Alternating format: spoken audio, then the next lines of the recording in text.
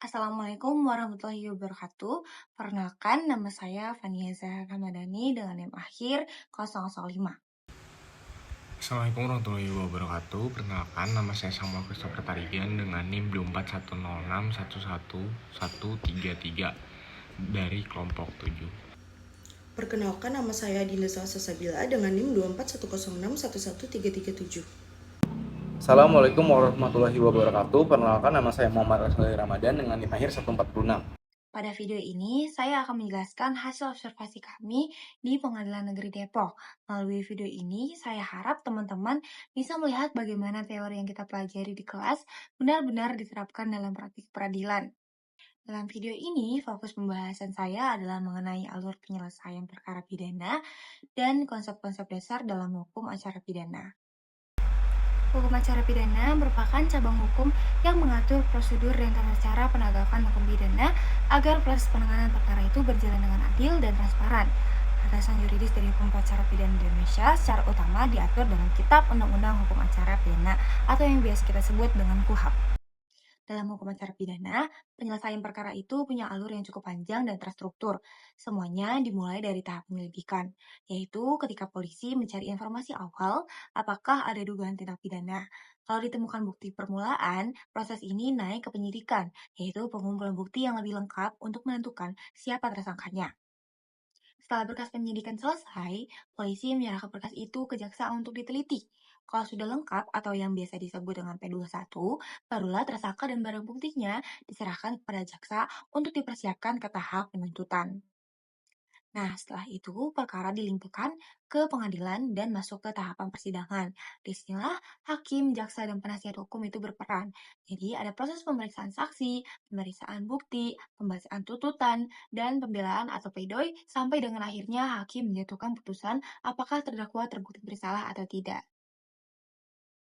Kalau putusannya sudah berkekuatan hukum tetap, barulah masuk ke tahap eksekusi oleh jaksa.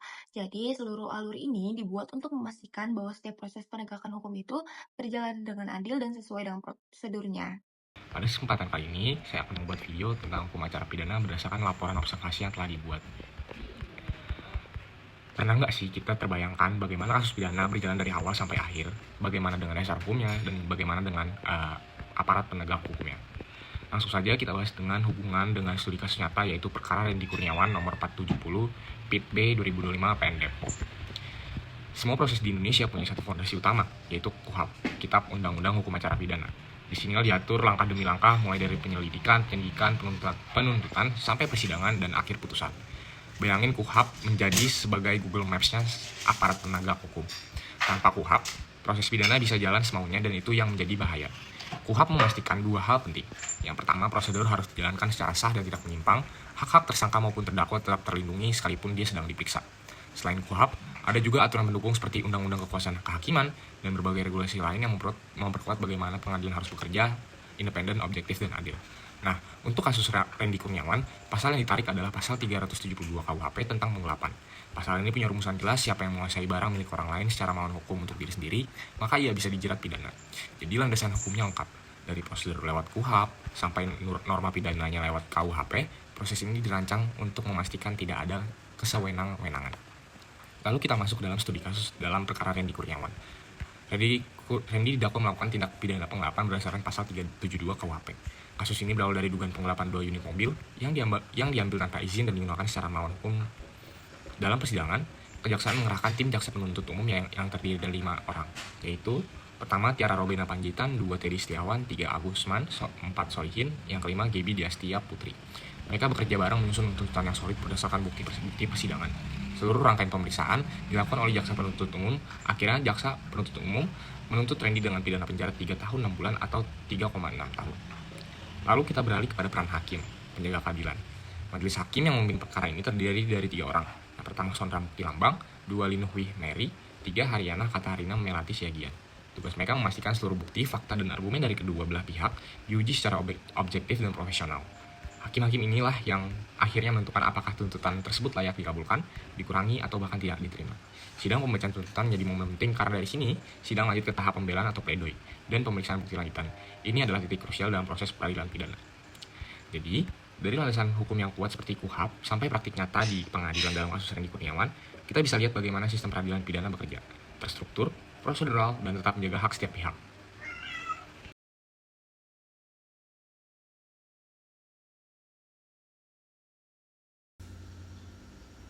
Melalui pengalaman observasi langsung di Pengadilan Negeri Depok pada kasus 470 garing pidana biasa garing 2025 garing PN Depok, kami merasa sangat terkesan dengan ketelitian alur penyelesaian perkara pidana yang menjunjung tinggi asas praduga tak bersalah. Meskipun tuntutan jaksa sebesar 3,6 tahun penjara untuk Rendy Kurniawan atas penggelapan 2 mobil terasa berat, namun didasari bukti kuat. Sebagai mahasiswa hukum acara pidana, kami menyadari betapa vitalnya KUHP sebagai landasan yuridis dalam menjaga keseimbangan antara penegakan hukum dan hak terdakwa, terutama saat menyaksikan dinamika tim JPU seperti Tiara Robena Panjaitan dan Majelis Hakim Sondra Mukti Lambang bekerja secara profesional. Pengalaman ini memperkaya pemahaman kami secara pribadi, membuat kami semakin termotivasi untuk mendalami praktik peradilan agar kelak dapat berkontribusi dalam sistem hukum yang lebih adil dan transparan di Indonesia.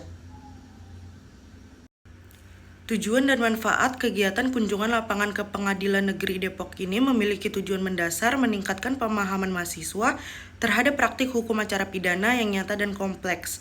Dengan melihat langsung proses persidangan, mahasiswa dapat mempelajari peran dan fungsi jaksa, hakim, serta terdakwa secara simultan, sehingga teori yang selama ini dipelajari dapat diperkaya dengan pengalaman nyata. Selain itu, kunjungan ini memberikan kesempatan untuk mengamati secara visual bagaimana mekanisme pembacaan tuntutan dan dinamika persidangan berlangsung dengan mengikuti prosedur yuridis yang ketat. Manfaat lain dari kunjungan ini adalah menumbuhkan kesadaran kritis terhadap proses penegakan hukum, memperdalam wawasan akademik, dan meningkatkan kemampuan analisis kasus yang sangat berguna bagi pengembangan diri sebagai calon praktisi hukum di masa depan.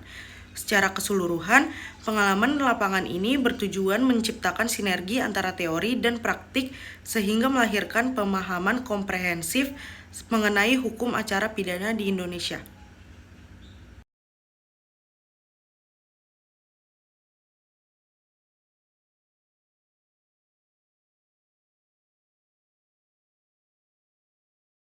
Studi lapangan dilakukan pada 1 Desember 2025 pukul 13.00 sampai 15.30 Indonesia Barat di Pengadilan Negeri Depok.